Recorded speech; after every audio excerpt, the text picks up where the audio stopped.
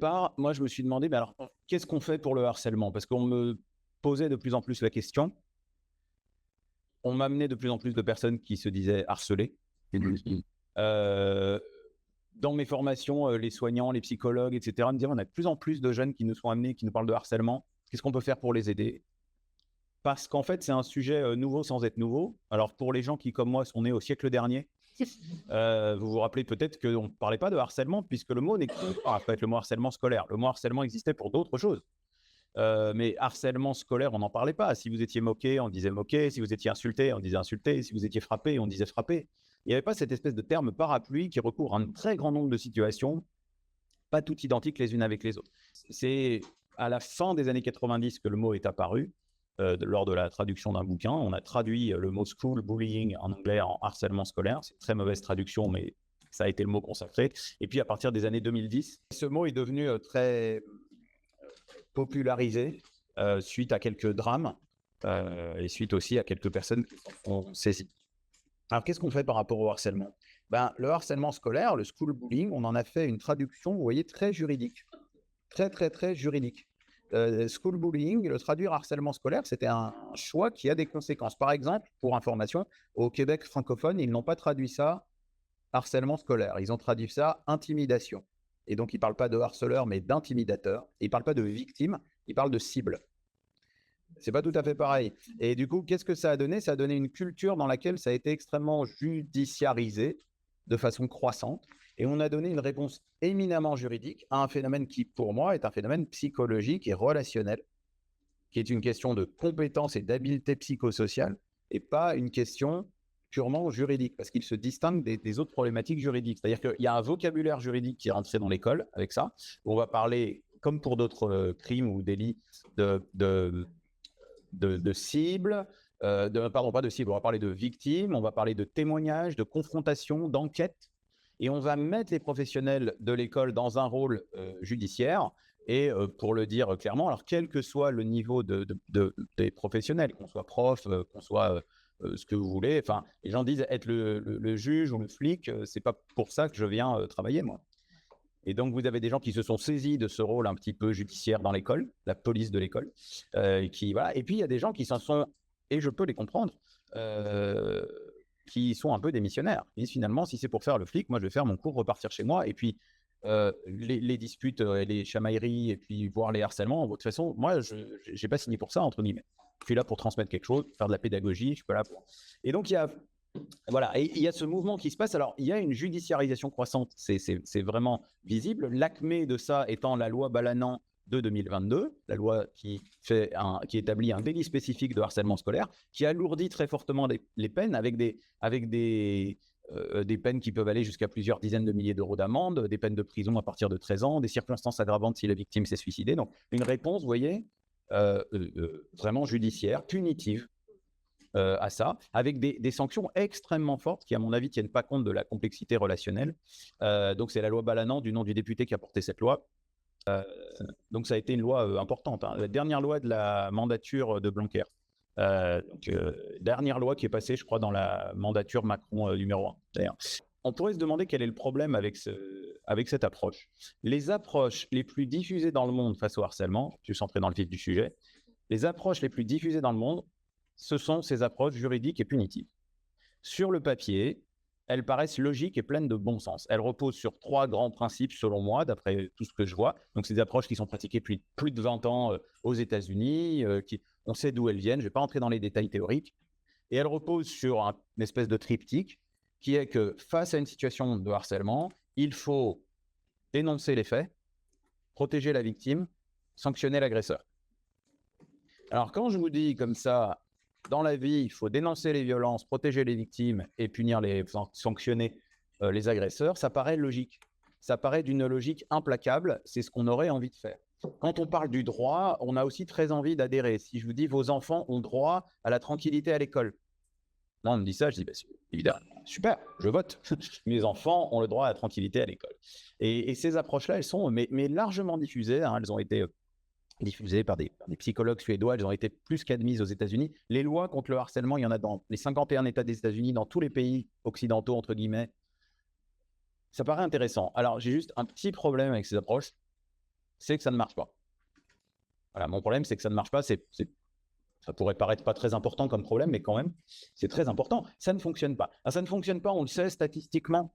On le sait parce qu'on a du recul. Aux États-Unis, il y a des tas d'études qui ont été faites sur ces approches et à chaque fois, on arrive à des efficacités. Alors, je peux dire que ça marche jamais. Parfois, ça marche. Parfois, vous allez avoir un harceleur qui va être tétanisé par la sanction et par l'heure de colle qu'il va recevoir. Et puis, parfois, pas du tout. Et en fait, il y a eu des études qui ont montré des 10%, 12%, 14%, 20% d'efficacité dans le meilleur des cas. Ça veut dire que 80% du harcèlement se poursuit. D'accord, donc une plutôt faible et même des fois une efficacité paradoxale. Il y a une étude que je cite souvent de 2013, une énorme étude aux États-Unis sur des milliers de lycéens et qui montrait, et les chercheurs concluent comme ça, hein, contrairement à notre hypothèse, les programmes n'ont pas amélioré le harcèlement et même, paradoxalement, les gens qui étaient dans des lycées avec des programmes de prévention du harcèlement étaient plus susceptibles d'expérimenter le harcèlement que les autres. Et des fois, ça donne des résultats paradoxaux. Donc, c'est extrêmement étrange. C'est des politiques qui sont appliquées plus globalement à la discipline scolaire et notamment l'idée de zéro tolérance. Hein, il y a un moment, Gabriel Attal avait dit, quand le peu de temps où il est passé à l'éducation nationale, il a dit « je veux une zéro tolérance, je veux zéro tolérance par rapport au harcèlement ». Ça n'a pas fait tiquer grand monde parce que tout le monde s'est dit c'est de nouveau un discours un petit peu viriliste comme ça, on va leur taper dessus les harceleurs. Et donc, il y a plein de gens qui n'ont pas vu le truc. Alors moi, j'ai beaucoup tiqué, j'avais fait une vidéo sur YouTube pour parler de ça, parce que zéro tolérance, c'est pas un mot innocent, on sait à quoi ça fait référence, c'est une certaine façon de voir les choses, c'est l'idée qu'on ne va rien tolérer comme débordements comportementaux et on va sanctionner par l'exclusion, la mise à pied, etc., les élèves. Et donc, moi, je sais à quoi il fait référence, je savais de quoi il parlait, et ça m'a fait tiquer parce qu'il y avait une étude de l'APA, l'American Psychological Association, la grosse société savante de psychologie du monde, qui avait fait une revue de littérature et qui avait montré que les politiques de zéro tolérance, ça ne fonctionnait pas. 20 ans de mise en pratique, ça n'a pas amélioré la discipline scolaire. Voilà, on le sait, il y a des résultats. Je peux vous donner les références de l'étude si ça vous intéresse. Je n'ai pas fait de PowerPoint pour ne pas surcharger le contenu, mais vraiment, s'il y a des gens qui s'intéressent et qui lisent un peu l'anglais, par contre, c'est en anglais, ça ne fonctionne pas, ça n'améliore pas. Ça paraît logique que si je fais une sanction très forte sur un élève, ça va dissuader les autres, ou le dissuader, mais tous les résultats d'études qu'on a ne vont pas dans ce sens. Ça va dans le sens contraire de ce qu'on sait de façon sur le développement de l'enfant. Et aux États-Unis, ils ont même remarqué, c'est intéressant que l'APA le souligne, que l'application de la politique de zéro tolérance a augmenté la surreprésentation des minorités dans les sanctions infligées par l'école. Traduction en langage américain, quand vous faites ça, vous punissez plus de noirs. Pour dire les choses comme ça, et vous pouvez appliquer ça à n'importe quelle minorité ailleurs. Donc, mais comment ça se fait que ça ne marche pas? Moi, même si je n'avais pas les statistiques, honnêtement, j'aurais su que ça ne marche pas parce que psychologiquement, ça ne marche pas. Ouais. Je vous ai dit qu'il y a deux raisons pour lesquelles les gens se retrouvent embêtés professionnellement. La première, c'est la saturation à tous les niveaux. La deuxième, c'est de se trouver face à des situations professionnelles qui nous mettent dans l'impuissance. Et l'impuissance, c'est le sentiment le mieux partagé au monde quand on parle de harcèlement. Le gamin se sent, le gamin ou le grand, hein, se sent, et pour nous, c'est des gamins dès qu'ils sont nés un peu tardivement. Alors, il se sent impuissant par rapport à ce qui lui arrive. C'est pas quelqu'un qui souffre d'une anxiété ou d'une dépression qui dit il y a un truc dans ma tête qui va pas, il faut que je change de point de vue et que j'évolue. Non, c'est l'autre. Hein. Je suis impuissant, il m'embête, il me harcèle, il m'insulte. Et je ne peux rien, je lui ai rien demandé, je lui ai rien fait. L'établissement se sent souvent impuissant, les enseignants se sentent impuissants, les infirmières peuvent se sentir impuissantes, les psychologues vont se sentir impuissants. Qu'est-ce qu'on fait? Et quand en plus la sanction ne marche pas, donc, pour vous expliquer pourquoi j'étais sûr que ça ne marcherait pas, quand on parle à quelqu'un, on a toujours deux messages. On a un message verbal et on a un message non verbal avec notre comportement. Quand quelqu'un vient nous voir et nous dit « c'est terrible, je suis harcelé, on m'embête », et qu'on lui dit « oh là là, oui c'est très grave, c'est interdit par la loi, je vais te protéger et je vais aller sanctionner l'autre », verbalement, on lui dit « rassure-toi, je suis là, j'ai de la compassion pour toi, je vais t'aider ». Et sur le plan non verbal, on lui dit « au fait, tu te sens impuissant par rapport à cette situation ». Eh bien, c'est vrai. Tu es impuissant puisqu'il faut que je fasse le boulot à ta place, tu n'es pas capable de le faire. En systémie, dans les thérapies systémiques, en psychologie, c'est ce qu'on appelle le paradoxe de l'aide. Le paradoxe de l'aide, quand j'aide quelqu'un, je lui donne toujours deux messages. Je lui dis « je t'aide », alors comme on le dit en raccourci, « je t'aide parce que je t'aime ». Alors, c'est bien sûr pas comme ça que je le dirais pour des patients ou des élèves, mais si c'est nos enfants, par exemple, ça va être « je t'aide parce que je t'aime ». À notre niveau, c'est « je t'aide parce que j'ai de la compassion pour toi, de l'empathie ». Mais je t'aide parce que tu n'en es pas capable. Si mon petit dernier qui a 6 ans, il me dit: «Est-ce que tu peux m'aider à couper ma nourriture?» Bah, je vais lui dire: «OK, je vais t'aider, je t'aide parce que je t'aime et puis parce qu'apparemment tu arrives pas bien à te servir de couteau». C'est pas un très bon exemple, là, il commence à me dire: «Papa, arrête de m'aider, j'ai envie de couper tout seul». Bon. Mais si mon grand, moi qui a 12 ans, il me dit: «Papa, tu peux me couper mon steak?» Je vais lui dire: «Tu te moques de moi? Comment tu fais à la cantine? Je veux dire, tu sais couper un steak à 12 ans». Pourquoi je refuse de l'aider? Pas parce que je l'aime pas, mais parce que ce serait lui dire valider qu'il ne sait pas le faire. Vous voyez ce que je veux dire?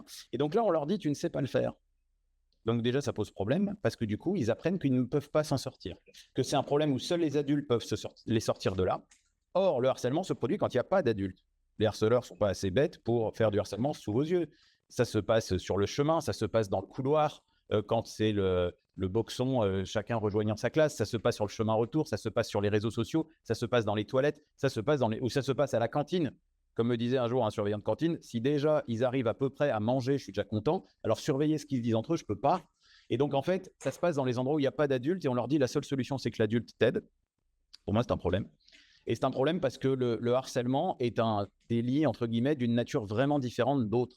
Si je sors là dans la rue et qu'il y a un type 2 fois plus grand et plus costaud que moi qui me tape dessus pour me voler mon téléphone, je suis impuissant. Je suis innocent, toute victime, mais je suis impuissant de ce qui m'arrive, vous voyez. Par contre, moi, mon credo, c'est que face à quelqu'un qui nous embête et dans les relations et dans la psychologie, on n'est pas impuissant. On est innocent, bien évidemment, une victime est toujours innocente, mais on n'est pas impuissant. Et heureusement, sinon ça veut dire qu'on ne pourrait jamais se sortir des relations toxiques et des agressifs. L'autre chose que ça produit, c'est pareil, le langage verbal et non verbal sur l'agresseur. Sur le langage verbal, on va lui dire: mon petit gars, tu n'as pas le droit de faire ça, c'est absolument interdit de faire ce que tu fais et tu peux être puni pour ça. Et sur le langage non verbal, on lui dit: au fait, si tu cherchais la victime qui ne sait pas se débrouiller sans les adultes, tu l'as trouvée. Et si tu as envie de l'embêter, ce qu'il faut, c'est surtout de ne pas te faire choper. Et en plus de ça, si on le punit fortement, on lui donne des envies de vengeance. Tu m'as balancé, tu m'as poucave, tu vas voir à la sortie. Et c'est la raison qui fait que les enfants n'aiment pas en parler. Moi, je les comprends. Ils n'aiment pas en parler. Comme toute victime de quoi que ce soit, les victimes ont honte de ce qui leur arrive. Ça, c'est... Mais ils n'osent pas en parler parce qu'ils ont peur des représailles. Et ce n'est pas du tout incohérent, hein. Donc, ces choses-là fonctionnent un peu, mais souvent elles ne fonctionnent pas et même elles aggravent le problème. Et je pense que les gens ont plus ou moins conscience de contribuer à l'aggravation du problème. Parce que, comme je vous l'ai dit, ce sont des choses de nature totalement différente d'autres violences. Je ne parle pas de violences sexuelles. Tout ce que je raconte sur le harcèlement ne concerne pas les violences sexuelles, ne concerne pas les violences physiques graves, les menaces avec un couteau, le trafic de drogue, le racket, des choses comme ça. Je parle du harcèlement qui, dans 95% des cas, est verbal. D'accord? Ça, c'est très, très important, premièrement. Et deuxièmement, la violence verbale est quelque chose qui est à peu près inévitable. Est-ce que quelqu'un ici, on est quasiment tous adultes, est-ce que quelqu'un peut dire: moi, on m'a jamais mal parlé? Jamais personne ne m'a manqué de respect et a dit du mal de moi. Bah non, bah plus vous parlez, et donc avec le temps, vous parlez beaucoup, et il y a des gens qui vous parlent mal. Ou alors quand vous parlez fort, si vous parlez sur les réseaux sociaux, je suppose qu'il y a des gens qui disent du mal de vous. C'est pas impossible qu'il y ait des gens qui disent du mal de toi. C'est peut-être une possibilité. Ouais, hein, et donc, ce que je veux dire par là, c'est que la compétence de savoir faire face à la violence verbale est une compétence qu'on devrait aider les jeunes à acquérir, plutôt que de leur dire qu'ils ne sont pas capables de l'acquérir, plutôt que d'être dans une démarche policière qui fait qu'on démissionne. Moi, ce que je voudrais, c'est que les adultes soient présents. Je ne dis pas qu'il ne faut pas en parler aux adultes. Mais si on en parle aux adultes pour que les adultes fassent quelque chose qui peut aggraver la situation du jeune, bah, il ne faut pas le faire. Par contre, si on parle à un adulte qui a une compétence à donner aux jeunes pour qu'ils puissent apaiser, calmer les relations, calmer la situation, c'est ça, moi, pourquoi je milite, c'est d'apprendre une méthode qui va apprendre aux jeunes à y faire face. Je ne sais pas si vous auriez le bac, si vous repassiez le bac maintenant. Moi, je n'aurais pas le bac. Voilà, je vous le dis, si vous me faites repasser le bac, je n'aurais pas le bac. Pourtant, ce n'est pas pour me la raconter, j'ai eu des hyper bonnes notes, hein. Vraiment, j'ai une mention très bien, je me suis hyper bien sorti, j'étais très fier de moi, ça ne me sert plus à rien, donc je peux le dire sans aucune espèce d'orgueil. Voilà, j'ai eu des très bonnes notes, ça ne me sert à rien, ça m'a servi à faire la suite, mais j'aurais plus le bac, je ne sais plus résoudre des équations du second degré, pourtant je faisais ça. Donc vous avez oublié le lycée, hein. Mais vous n'avez jamais oublié vos premiers amours, vos premières amitiés, vos premières luttes, vos premières déceptions, vos premières agressivités. Ça, vous n'avez pas oublié la partie relationnelle et pourtant, personne ne vous a donné un seul cours là-dessus. Et donc, l'école, c'est le premier laboratoire où on est confronté au groupe, à l'exclusion, à l'inclusion, on est confronté à l'agressivité, la violence et personne ne nous dit comment y faire face alors qu'il y a des choses à apprendre. Alors, il y a quelque chose de paradoxal dans les politiques qui sont menées, c'est à la fois de faire ces mesures de plus en plus punitives et qui donnent l'impression de bomber le torse et dire nous on fait quelque chose. Mais je dis entre parenthèses, ça va se retourner violemment contre les promoteurs de ça. C'est déjà le cas un peu aux États-Unis d'une certaine manière, parce qu'il y a un truc assez logique dans le droit. Quand vous garantissez un droit à quelqu'un, vous pouvez lui garantir, sinon on peut se retourner contre vous. Quand on me donne un droit, je vais défendre ce droit. Et si jamais on bafoue ce droit, je vais aller toquer à la porte. En toute théorie, par exemple, l'État me garantit, je sais pas moi, mon intégrité physique. Si quelqu'un s'en prend à mon intégrité physique, j'ai le droit de demander de l'aide. J'ai le droit de mobiliser des moyens. J'ai le droit d'aller dire à la justice, il faut juger cette personne. Donc, de mobiliser des moyens. Parce que vous me l'avez promis. Vous m'avez garanti ce droit. Le programme phare a quelque chose de paradoxal. À la fois, on pousse des mesures punitives et dont on sent qu'elles ont des limites. Et en même temps, alors on a promu la méthode de la préoccupation partagée, dont vous avez entendu parler, qui est une méthode non punitive. Alors je trouve que c'est une vraie avancée en partie. Je trouve ça intéressant. Donc la préoccupation partagée, c'est pour apaiser les effets de groupe, les effets de meute dans le harcèlement, où on va aller voir les harceleurs un par un, sans jugement et sans punition à la clé, par un adulte en général extérieur au quotidien de l'élève. Parfois, ça va être l'infirmière scolaire. En tout cas, ça va être la personne qui a été formée dans l'établissement. Et puis, on va aller voir les harceleurs un par un et on va essayer d'apaiser le jeu en leur disant « Je ne sais pas ce qui se passe, il y a quelqu'un qui a l'air d'aller pas bien. Qu'est-ce que tu en penses ?» Et certains, peut-être pas tous, mais certains dans le groupe vont dire « Ouais, c'est vrai qu'on n'a pas été cool avec lui. » Et peut-être qu'ils vont arrêter de suivre le mouvement du groupe. Et peut-être que des leaders sans suiveurs vont apaiser un peu le jeu parce que quand on n'a plus de public, voilà. Alors, c'est intéressant, ça part du principe qui est vrai que tous les harceleurs ne sont pas à l'aise en harcelant, qu'il y a beaucoup d'ados maladroits soudés à un groupe par la peur et l'envie d'appartenance. Ça, c'est quand même très fréquent. Un ado réellement psychopathe qui jubile de la souffrance des gens, tel Hannibal Lecter, c'est quand même statistiquement rarissime. Donc, c'est une approche qui est plus cohérente avec la psychologie des ados. C'est une approche qui a une certaine efficacité puisqu'il y a de facto des situations de harcèlement qui s'apaisent quand on met en place une préoccupation partagée. Il y a des gens qui s'en sont saisis. Il y a 2 semaines, j'étais dans une école au Mans et effectivement, l'équipe s'est vachement saisie de ça. Ils arrivent à apaiser des trucs. C'est une approche qui a quand même des limites. Alors déjà, c'est très groupal alors que des fois, il y a des situations duales. Et c'est quand même compliqué parce que c'est difficilement applicable au dual. Au dual, vous allez avoir concrètement un conflit entre élèves. Et celui qui s'en prend le plus dans la gueule va être la victime et va être considéré le harceleur. Mais des fois, ça fait des années que ça dure. Mais bref, bon, il y a un certain nombre de critiques à faire. Ma critique principale, c'est qu'une fois de plus, qu'est-ce que la victime a appris dans cette affaire? Elle a appris que ce n'est pas lui qui pouvait régler le problème et que c'est l'adulte qui doit le régler. S'il est reharcelé 6 mois plus tard, il va avoir envie de revenir voir l'adulte pour que l'adulte agisse à sa place. Encore une fois, voir l'adulte n'est pas le problème. Mais l'adulte qui agit à la place peut être un problème dans ce cas-là. Et donc, il va revenir voir l'adulte et on va recommencer. Et puis, si après il change d'établissement, on va espérer que dans le nouvel établissement, quelqu'un soit formé aussi. Et donc, en fait, on ne lui donne pas. Je veux bien croire qu'il y ait des harceleurs qui changent, qu'il y ait des gens qui découvrent un peu l'empathie, qui se disent ouais, non, on a déconné quand même. Mais par contre, la victime n'a pas appris à ce qu'on fait pour faire face. Si ça recommence, tu feras quoi? Si un élève, on lui demande ça à la sortie de cette prise en charge, il va dire bah, je reviens vous voir. Et vous allez le faire. Je ne sais pas comment, c'est magique. En plus, il n'y a pas de sanction, donc il y aura moins d'envie de vengeance. Bon, après, le truc, c'est qu'aussi, quand il y a des harceleurs qui sont impliqués plusieurs fois, ils finissent par le voir venir. On les convoque et puis ils disent « Ouais, tu vas me dire que quelqu'un va pas bien, qu'est-ce que je peux en dire, nanana, ouais, je sais, je la connais, tu me l'as déjà fait. » Bon, ça a des limites. C'est pas inintéressant. J'ai une critique vraiment moins virulente que sur les approches punitives parce qu'il n'y a pas de sanction à la clé, ça évite des écueils et parce que ça règle des situations. Après, moi, c'est pas une situation qu'on peut utiliser dans un entretien. C'est un truc institutionnel. Alors, ce qu'il faudrait faire, c'est aider la victime. Aider la victime, il y a des gens qui y ont déjà pensé, qui ont une approche. Sur le constat, ils sont d'accord avec moi. Sur la méthode, par contre, on n'est pas tout à fait d'accord. Il y a des gens qui ont quand même une manière de promouvoir une forme de contre-attaque, d'encourager les élèves à contre-attaquer, à balancer des flèches, à faire face de manière agressive. C'est-à-dire, on t'a embêté, tu réembêtes. Alors, pareil, la même chose, je ne dis pas que ça marche jamais.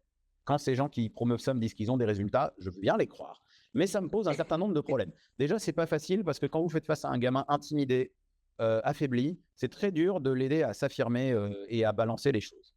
En plus de ça, si vous l'aidez à s'affirmer et à balancer les choses et qu'il n'y arrive pas, imaginez, vous m'insultez, je vais travailler avec un thérapeute sur le sujet, je reviens le lendemain et je vais vous dire hey, toi, d'abord, tu Tu n'es même pas capable de… Voilà, ça va faire ce qui se passe chez certains dans la salle, vous allez rigoler et ma situation va s'aggraver. Mais quand bien même je réussis, je vous balance ça devant vos copains pour bien vous humilier et vous faire comprendre qu'il faut me respecter, pourquoi ça ne générerait pas des envies de vengeance? Et finalement, ça va peut-être se mettre dans un conflit sans fin. On aura remplacé du harcèlement par un conflit et par une certaine forme d'agressivité. Et il y a des élèves qui ne sont pas du tout à l'aise avec cette idée de se retrouver agresseurs à leur tour. En plus de ça, et quand bien même ça réussirait et on tiendrait l'autre en respect, il me semble que ça entérine la loi du plus fort.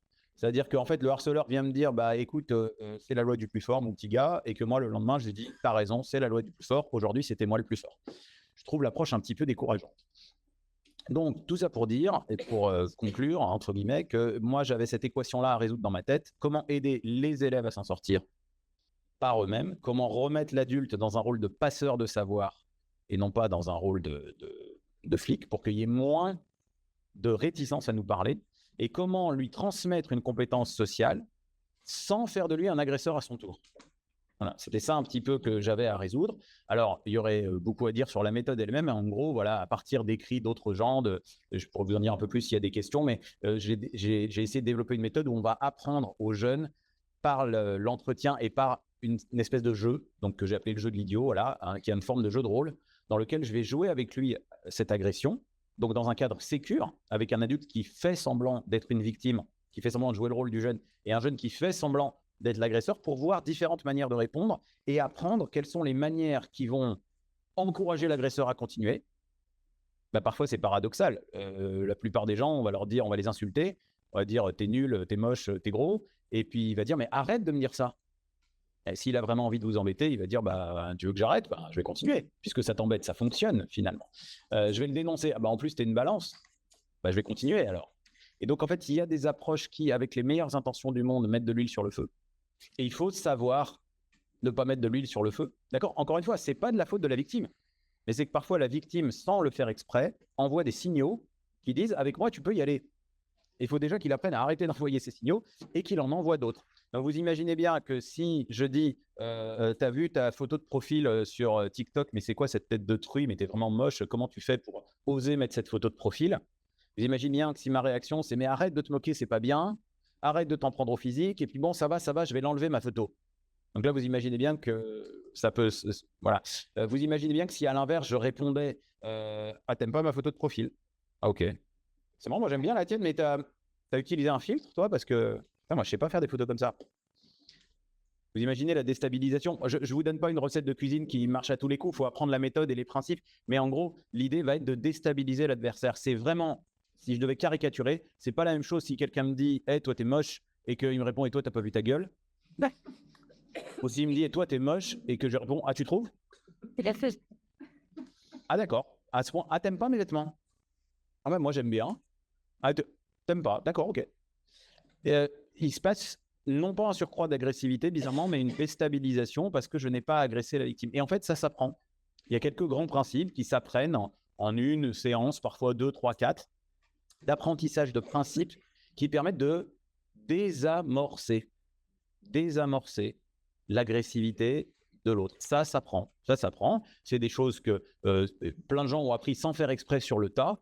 À chaque fois que j'ai eu à parler à des gens, et tu en as peut-être rencontré qui étaient dans le monde politique, moi, à chaque fois, la question que je leur pose, c'est « mais vous avez dû en prendre de l'agressivité, non? Comment vous faites tous les jours pour tenir le coup ?» Et en fait, on s'aperçoit qu'effectivement, ceux qui rentrent dans une agressivité à leur tour, qui rendent les coups, qui se victimisent, mais arrêtez, vous n'avez pas à faire ça, ils vont de plus en plus mal, ils seront de plus en plus harcelés. Et ceux qui arrivent à faire face en désamorçant l'agressivité de leur partenaire et de leur adversaire, ils tiennent plus longtemps dans ce monde politique qui est quand même assez agressif. Et c'est pareil partout, en fait. Donc parfois, on peut l'apprendre comme ça, sur le tas. Parfois, il faut l'enseigner. Et donc, moi, mon idée, c'est qu'il faut l'enseigner.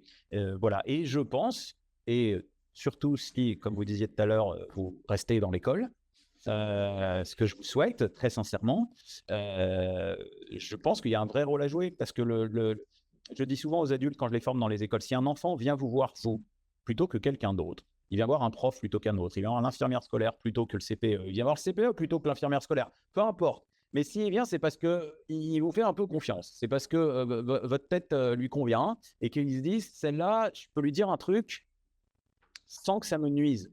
Et si notre seule réponse est de faire un truc qui a l'air rassurant, mais qui va lui nuire, c'est très insatisfaisant. Par contre, s'il est venu vous voir et qu'il vous a dit « Ouais, en ce moment, ça va pas, j'ai mal au ventre », et puis qu'en discutant avec lui, bien sûr, comme vous savez parfaitement le faire, vous découvrez qu'en fait, le gamin, il se fait embêter tous les jours et qu'il vient parce qu'il a mal au ventre, parce qu'il n'ose plus aller dans la cour. Si vous avez un truc à lui dire du genre « Mais tu voudrais que ça s'arrête ?»